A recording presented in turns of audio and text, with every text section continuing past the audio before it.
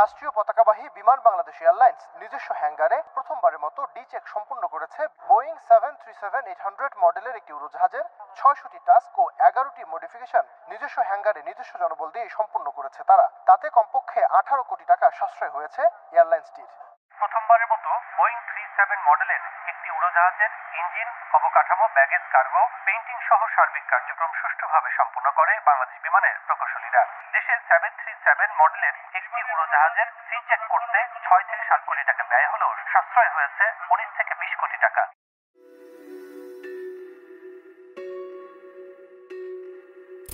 আসসালামু আলাইকুম, আমার একটি ভিডিওতে আপনাদেরকে স্বাগতম।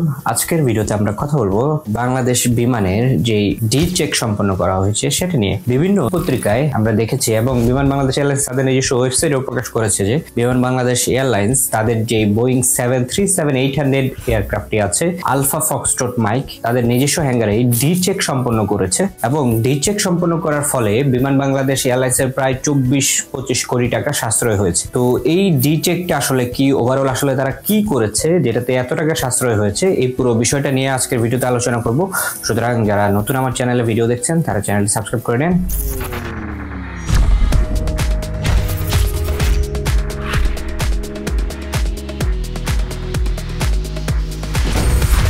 ডি চেকটা আসলে কি? তো একটি এয়ারলাইন্স পরিচালনা করার সময় এয়ারলাইন্স গুলোর কিন্তু রক্ষণাবেক্ষণ করতে হয়, এটা আমরা অনেকেই জানি। তো এই রক্ষণাবেক্ষণ গুলোর কয়েকটি ধাপ আছে বা বিভিন্ন ক্যাটাগরি আছে। সেটির শেষ ক্যাটাগরি বা সবচেয়ে হেভি মেইনটেনেন্স যেটা, সেটাকে আসলে ডি চেক বলা হয়। তো ডি চেক মানে বুঝতে পারছেন, এর আগে আরো 3টি চেক আছে, A check, B check, C check, তারপরে হচ্ছে ডি চেক। তো আমি এখন আপনাদেরকে একটু আইডিয়া দেই যে এই লাইন মেইনটেনেন্স অথবা A check, B check, C check এগুলো আসলে কি, তারপর আমি ডি চেকে আসতেছি। তো লাইন মেইনটেনেন্স বলতে আমরা বুঝাচ্ছি যে প্রতিদিনের যে রুটিন রক্ষণাবেক্ষণ সেটি, যেমন ফ্লাইটের আগে বা পরে উড়োজাহাজের বিভিন্ন বাহ্যিক অংশ, উড়োজাহাজের যে সেন্সর আছে, ভেন্ট আছে বা টায়ার, লাইট ইত্যাদি আসলে পরীক্ষা করা হয়। এগুলোকে প্রি ফ্লাইট ইন্সপেকশন বা পোস্ট ফ্লাইট ইন্সপেকশন বলা হয়। মানে উড্ডয়নের আগে কিছু পরীক্ষা করা হয় এবং উড্ডয়নের পরে কিছু পরীক্ষা করা হয়। এছাড়া ইঞ্জিনেরও কিছু পরীক্ষা করা হয়, যেমন ইঞ্জিনের অয়েল, ইঞ্জিনের হাইড্রোলিক, এগুলো পরীক্ষা করা হয় এবং কেবিনের ভেতরে জরুরি যে সিস্টেমগুলো আছে, জরুরি যে সরঞ্জামগুলো আছে এগুলো যাচাই করে। তো এটা আসলে রেগুলার বা লাইন মেইনটেনেন্স বলা হয়। এরপরে যে চেকগুলো করা হয় এটাকে এ চেক বলা হয়। তো এই চেকটা নরমালি 8 থেকে 10 সপ্তাহের একটি চেক। একটি বিমান 200 থেকে 300 ঘন্টা ফ্লাইটের পরে এই চেকগুলো করা হয়। এইটাতে ফিল্টারের পরিবর্তন করতে পারে, যেমন গুরুত্বপূর্ণ সিস্টেমগুলো লুব্রিকেশন ঠিক আছে নাকি এগুলো চেক করতে পারে, সেন্সর গুলো আছে সেগুলো চেক করতে পারে। এরপরে আসি বি চেক। বি চেকটা হচ্ছে আরেকটু হেভি চেক, যেটা আসলে প্রতি 6 থেকে 8 মাস পর পর করা হয়, যেটা করতে প্রায় 1 থেকে 3 দিনের মতো সময় নেয়। তবে বর্তমানে বিভিন্ন এয়ারলাইন্স কিন্তু এই বি চেককে এ চেকেরই অন্তর্ভুক্ত করে ফেলেছে, এখন আসলে আলাদা করে আর বি চেক করা হয় না। এরপরে আমরা চলে আসি সি চেকটা আসলে কি। সি চেকটা হলো আরেকটু হেভি চেক, যেটা 18 মাস থেকে 2 বছর পর পর করতে হয়, যেটা সম্পন্ন করতে প্রায় 3 সপ্তাহের মতো কিন্তু সময় লেগে যায়। এই চেকটাতে বিমানের বিভিন্ন অংশ বিশেষ করে পরীক্ষা করা এবং মেরামত করা হয়। তো ইঞ্জিনিয়াররা এটার যেই স্ট্রাকচারাল চেকগুলো আছে বা কাঠামোগত যে পরীক্ষাগুলো সেগুলো করে, এটা যে ফিটিংস এবং তারের যেই বিভিন্ন ধরনের কানেকশন গুলো আছে এগুলো চেক করে। এছাড়া এটার যে oiling system, filtering system, hydraulic system এগুলো সব আসলে চেক করে। তো এই সি চেক প্রতি 18 মাস থেকে 2 বছর অন্তর অন্তর ঘটে এবং এটা কমপ্লিট করতে কিন্তু 3 সপ্তাহের মতো টাইম লাগে। এরপরে আমরা চলে আসি সবচেয়ে হেভি যেটা ডি চেক।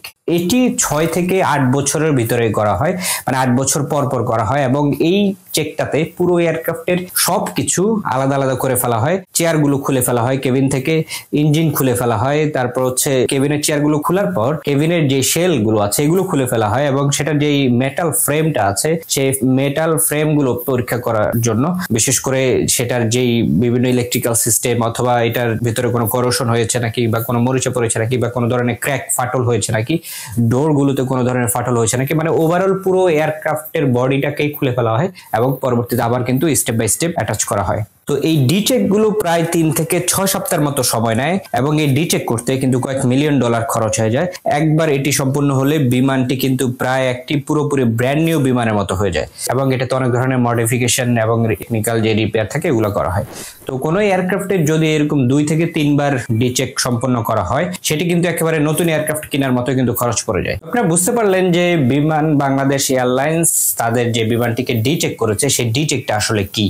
তো বিমান বাংলাদেশ এয়ারলাইন্স এর আগে 1995 সালের পর থেকে এ চেক বাদে বি চেক, সি চেক এবং ডি চেক তারা অন্যান্য বিভিন্ন থার্ড পার্টি যেই এমআরও অর্গানাইজেশন গুলো আছে সেগুলোতে তারা এই চেক গুলো করিয়ে নিয়ে আসতো। সেখানে কিন্তু অনেক টাকা খরচ হয়ে যেত, বিমানগুলো কিন্তু বাইরের দেশে পাঠানো হতো এবং সেখান থেকে ওই চেক গুলো করিয়ে নিয়ে আসতো এবং 3-4 সপ্তাহ বা 6 সপ্তাহ যেই টাইমটা বিমানটা বাইরে থাকতো সেটা কিন্তু আর কাজে লাগানো যেত না। তো এই প্রথম তাদের ইঞ্জিনিয়ারিং এবং ম্যাটেরিয়ালস ম্যানেজমেন্টের যে ডিপার্টমেন্ট আছে সেটি তত্ত্বাবধানে তারা এই পুরো এয়ারক্রাফটটির ডি চেকটা তাদের নিজস্ব হ্যাঙ্গারেই সম্পন্ন করেছে। তো এখন আমি বলবো যে এই পুরো ডি চেকটাতে আসলে তারা কি কি করেছে। তো বিমান বাংলাদেশ এয়ারলাইন্সের যে ইঞ্জিনিয়ারিং এবং ম্যাটেরিয়াল ম্যানেজমেন্টের যে ডিপার্টমেন্ট আছে তাদের নিজস্ব সক্ষমতায় এই 737-800 যে উড়োজাহাজটি আছে সেটিতে তারা HMB বা হেভি মেইনটেনেন্স C08 এই চেকটি সম্পন্ন করেছে এবং স্ট্রাকচারাল এবং যে ফুয়েল ট্যাঙ্ক আছে সেটিরও কিন্তু সফলভাবে মডিফিকেশন সম্পন্ন করেছে, যেটা